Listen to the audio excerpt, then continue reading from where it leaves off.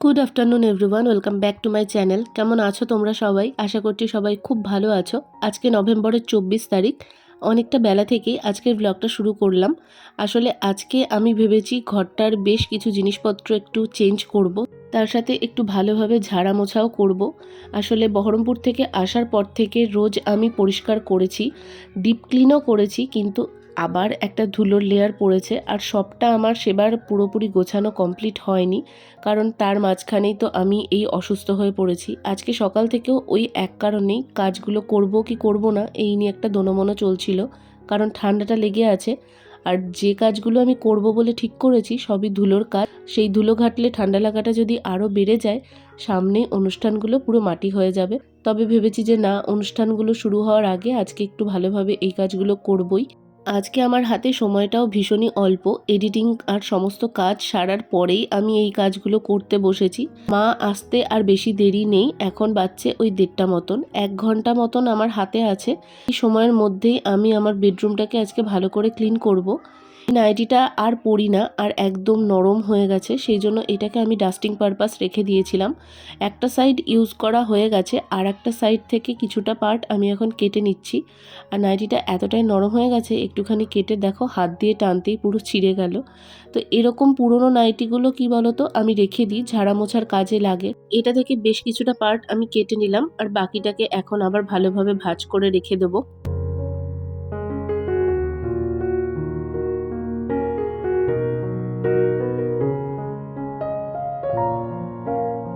তনয়া দিদিভাই আমাকে কমেন্ট করেছো, তুমি ভীষণ অর্গানাইজড, এটা বোঝাই যায়, গুড, কিপ ইট আপ। আমি অর্গানাইজড কিনা জানি না, তবে জানো তো আমি একটু গুছিয়ে কাজ করার চেষ্টা করি, কারণ আমি সব কিছুই ভীষণ ভুলে যাই। মানে কোথায় কোনটা রেখেছি সেটা আমি খুঁজে পাই না, সেই জন্য প্রতিটা জিনিস আমি একটা নির্দিষ্ট জায়গাতে রাখার চেষ্টা করি, আর সেখানেই আবার গুছিয়ে রাখার চেষ্টা করি, তাহলে ভুলে যাওয়ার চান্সটা কম হয়। রিনা ব্লগ চ্যানেল থেকে দিদিভাই আমাকে কমেন্ট করেছো, খুব সুন্দর লাগছে ভিডিওটা, লাইক সাপোর্ট করেছি, বন্ধু হলাম, পাশে থেকো। অসংখ্য ধন্যবাদ দিদিভাই তোমাকে আমার চ্যানেলটাকে সাপোর্ট করার জন্য।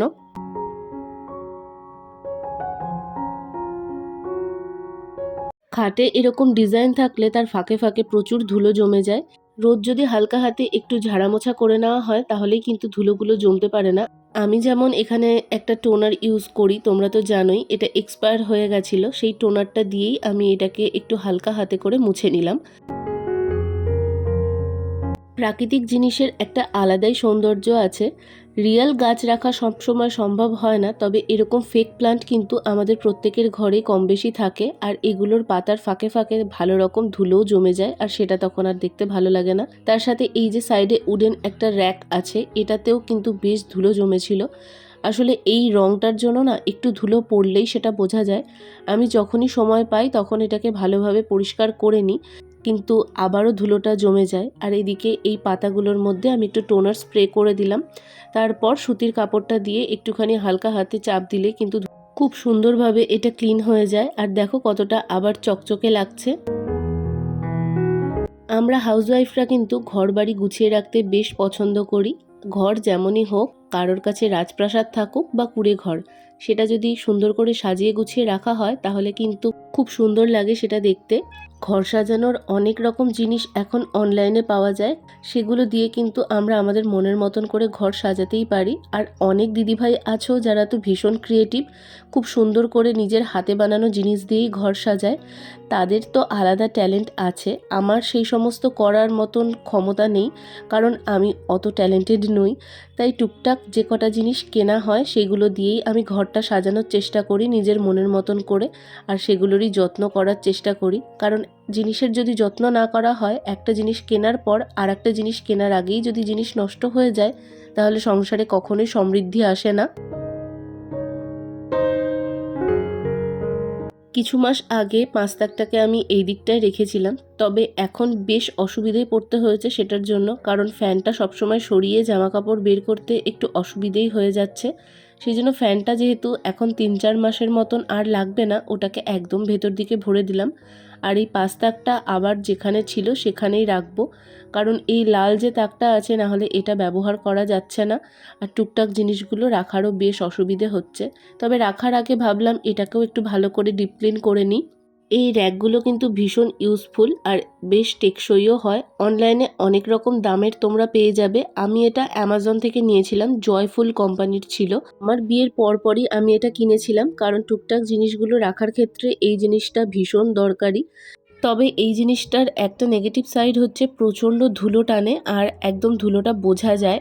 সেক্ষেত্রে আমি যেটা করি, মাঝে মধ্যেই এরকম একটা শুকনো কাপড় দিয়ে এটাকে মুছে নিই, সেই জন্য ধুলোটা খুব বেশি জমতে পারে না। আর আমি কিন্তু এটাতে কখনোই জল, সার্ফ বা সাবান কোনো কিছুই ইউজ করিনি। এই জন্য দেখো কালারের যে গ্লেজটা বা ব্রাইটনেসটা সেটা কিন্তু অ্যাজ ইট ইজ আছে। অনেকে এই জিনিসগুলো ভালোভাবে সার্ফ সাবান দিয়ে পরিষ্কার করে, তাতে না এই রঙটা ফেড হয়ে যায়। তবে মাঝে মধ্যে যদি এরকমভাবে ক্লিন করে নেওয়া যায় তাহলে কিন্তু সেই ডিপ ক্লিনিংয়ের ঝঞ্ঝাটটা থাকে না। 5 দাগটা ক্লিন করে নেওয়ার সাথে সাথেই আমি এখানে রিং লাইটের ব্যাগটাকেও একটু ক্লিন করে নিলাম। আর এই সাইডে যেহেতু র্যাকটা রাখবো, তাই রাখার আগে ভালোভাবে এই দিকটাতেও একটু ঝাড় দিয়ে ধুলোটা পরিষ্কার করে নিলাম।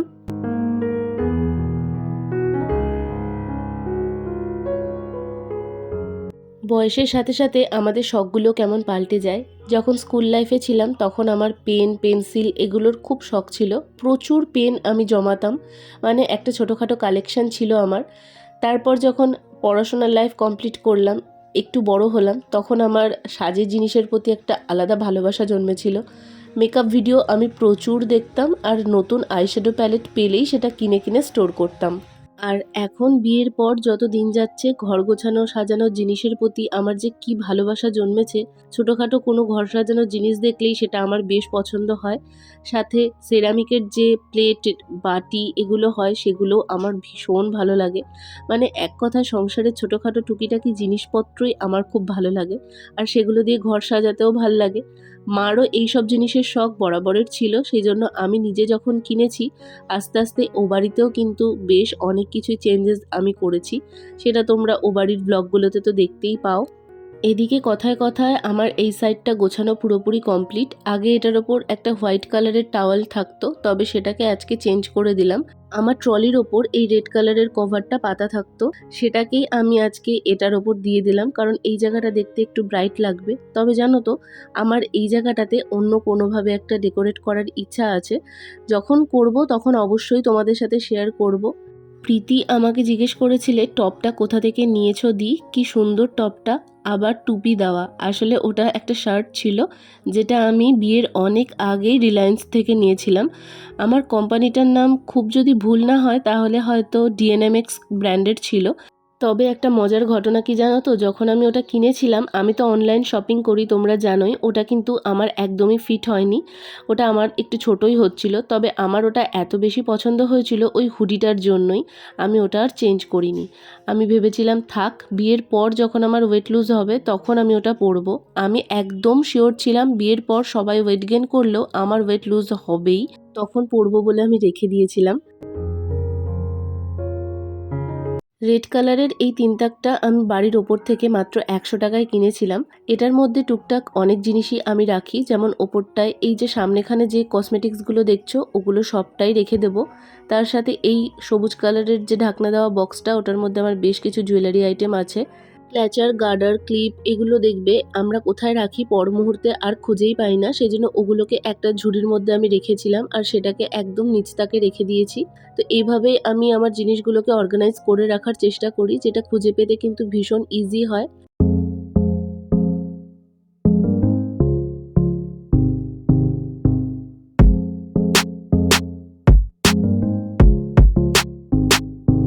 গোলচোর থেকে জানলাটার পাশে দেখে কোনো সুতরা ঝুলছে, ওই পিছনের বাড়ি থেকে পুরো ওই সাইড অনেকটা টেনে টেনে টেনে টেনে নিয়ে এসছে, এখনো আছে। দিয়ে ওর মধ্যে পেঁচিয়ে রেখে দিই। কি দেবো? আরে এমনি হাতে করে পেঁচা না, পেঁচে যাবে, সুতোটা আবার নষ্ট হয়ে যাবে। দিলে এটা কিছু লাঠি। সমস্ত কিছু সরানো নড়ানো কমপ্লিট হয়ে গেছে, তোমাদের সাথে তো শেয়ারই করলাম। তবে আজকে হচ্ছে নেক্সট ডে, সেদিনকে আমার আর ব্লগটা কন্টিনিউ করা হয়নি, কারণ আমার ভয়েসেই বুঝতে পারছো আমার শরীরটা একদমই ভালো না। আর সেদিনকে ওই সমস্ত কিছু করার পর আমার আর ইচ্ছে করছিল না যে আমি আর ব্লগটাকে কন্টিনিউ করি। আজকেও সকাল থেকে সেম, আমি মানে ব্লগটা যে শুরু করব সেটার আমার ইচ্ছেই করছে না। শরীর ভালো থাকলে দেখবে ভালো লাগে, তবে ইচ্ছে করছে না দেখে আমি আর প্রেশারাইজ করিনি নিজেকে। তবে এখন মনে হলো যে না তোমাদের সাথে একটু কথা বলি, কারণ মানে ওইভাবে হাফ ভাবে তো শেষ করা যায় না। তো আজকে ভালোভাবে হেয়ার ওয়াশ করেছি, কালকে ওই সমস্ত করার পর মাথা ধোয়া দরকার ছিল কিন্তু কালকে আমি আর করিনি। আজকে হেয়ার ওয়াশ করেছি অনেক মনের জোর নিয়ে, কারণ নাক আমার পুরো বন্ধ। এবার ঠান্ডা যদি আবার ঘুরে লাগে তাহলে তো হয়ে গেল, সামনেই বিয়ে বাড়ি, পুরো ভেস্তে যাবে। এটা তো সেদিনকের ব্লগে দেখেছিলে, জাস্ট লাল তাকটাকে আমি রেখে দিয়েছিলাম, জিনিসগুলো একটু টুকটাক গুছিয়েছিলাম, তবে ভালোভাবে একদম গোছানো হয়ে গেছে। সেগুলো আমার আর কিছুই শেয়ার করা হয়নি, সেগুলো আমি অফ ক্যামেরায় করেছি, মানে কালকে রাত্রিবেলাতেই করে ফেলেছি। তখন আর আমার ক্যামেরাটা সেট করতে ইচ্ছা করছিল না। যাক,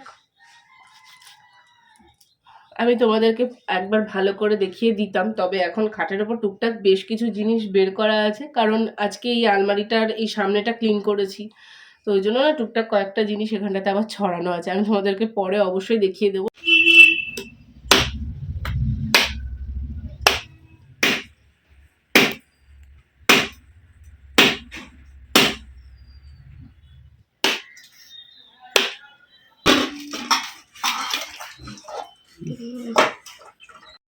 আগের দিনের ব্লগে তো তোমরা দেখেছিলে রিন্টুর একটা ফ্রেন্ড ওকে এই নারকোলটা দিয়েছিল, সেটাকে কালকে ফাটাবো ভেবেছিলাম, তবে ভুলে গেছিলাম, তাই জন্য মা আজকে ফাটালো। আর এই নারকেলের জলটা যে কি মিষ্টি ছিল, নারকেলটার এই যে মালাইটা অতটা না শক্ত হয়নি, একটু নরম ছিল, তো সেই জন্য দেখো চামচ দিয়ে আমি এখানে ভালোভাবে কেটে কেটে রেখে দিচ্ছিলাম, কারণ ও আসবে, রাত্রিবেলায় খাওয়া হবে।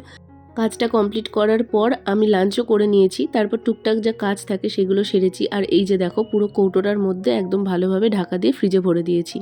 লাঞ্চ সেরে এখন আমি বসেছি নারকেলের জল খাবো বলে। কি মিষ্টি ছিল জলটা, আমি তোমাদের বলে বোঝাতে পারবো না। তার সাথে তোমাদেরই কমেন্ট পড়ছিলাম, খুব ভালো লাগে তোমরা যখন এত সুন্দর করে কমেন্ট করো, ভীষণ মোটিভেটেড ফিল হয়। আর তোমাদেরই মিষ্টি মিষ্টি কমেন্ট পড়ার সাথেই আজকের ব্লগটাও আমি এন্ড করছি।